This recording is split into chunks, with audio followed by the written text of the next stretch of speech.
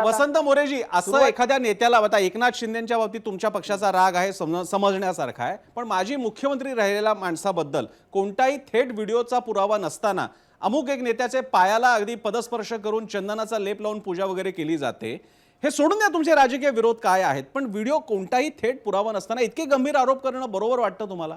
बरोबर आहे, पुरावा नसताना पण मला वाटतं की पुरावा जरी नाही म्हटले तरी पण त्यांनी खोडून काढावा ना तो.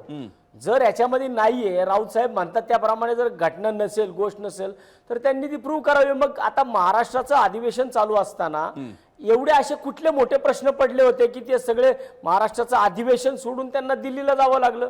ह्या गोष्टी तरी त्यांनी प्रूव्ह कराव्यात ना, मुख्यमंत्री म्हणून, उपमुख्यमंत्री म्हणून. ह्या गोष्टी पण त्यांनी प्रूव्ह केल्या पाहिजे. एखादा ज्यावेळेस एखादा आरोप होतो त्यावेळेस तो आरोप कसा योग्य नाहीये किंवा तो चुकीचा कसा आहे हे सुद्धा त्यांना दाखवता आलं पाहिजे ना समोरच्यांना. ते त्यांना मला हा सायकोलॉजिकल गेम माझ्या लक्षात आला, मी तो विचारतो. करायची त्याचा काय उपयोग?